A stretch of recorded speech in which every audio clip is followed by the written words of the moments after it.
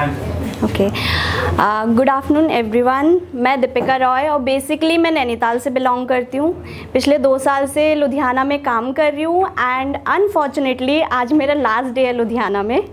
कल मॉर्निंग मैं घर जा रही हूँ वापस से।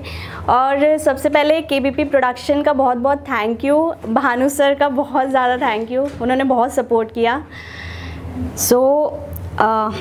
ठीक है, तो शुरू करते हैं। मेरी जो पोएम है एक्चुअली हमारी लाइफ में ज़िंदगी में 3 तरह के लोग होते हैं, 3 किस्म के।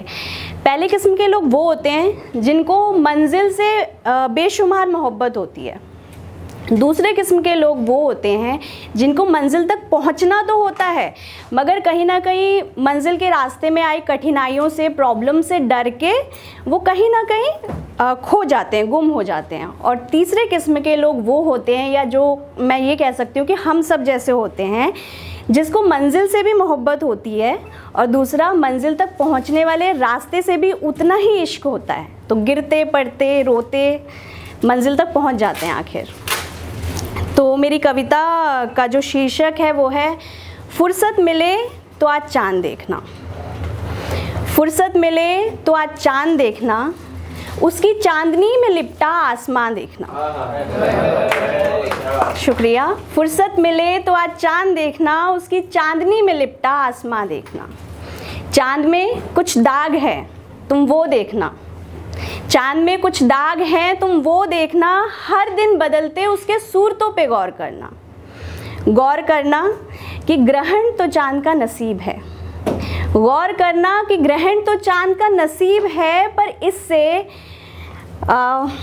ग्रहण तो चांद का नसीब है, पर इससे वो अपना वजूद नहीं भूलता।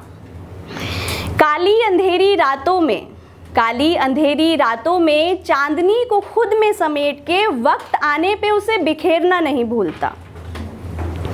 कुछ अंधेरी रातों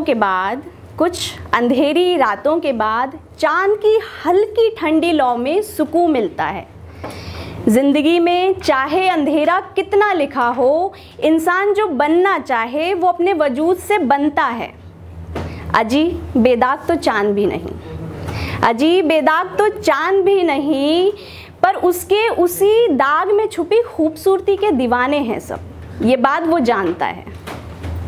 इंतज़ार चाहे 15 दिन का हो या हो सदियों का, इंतज़ार चाहे 15 दिन का हो या हो सदियों का, चांदनी से चांद को आखिर मिलना पड़ता है। सितारों को करना उसकी लौ का इंतज़ार पड़ता है। अंधेरा और उजाला तो महज एक हिस्सा है ज़िंदगी का। अंधेरा और उजाला तो महज एक हिस्सा है ज़िंदगी का। करना अपनी काबिलियत पर एतबार पड़ता है। Thank you. कुछ दाग हैं जो करना उनका निखार पड़ता है। अपनी ज़िंदगी के अंधेरों को अपना के करना अपने वजूद से प्यार पड़ता है। मंजिल कर रही इंतज़ार तुम्हारा, पर शायद बीच में अमावस की रात भी है। पर चांदनी की तरह अपने हौसले को खुद में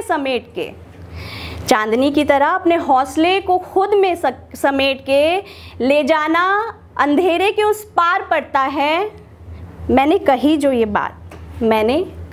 ये बात तुम समझने की कोशिश करना, और सुनो अगर ना समझ आए तो फुर्सत मिले तो आज चांद देखना। थैंक यू, शुक्रिया। Thank you so much. Last में एक और छोटी सी शायरी नज़्म बोल लीजिए। मैंने आज उसे रोते देखा। बस देख लिया सर।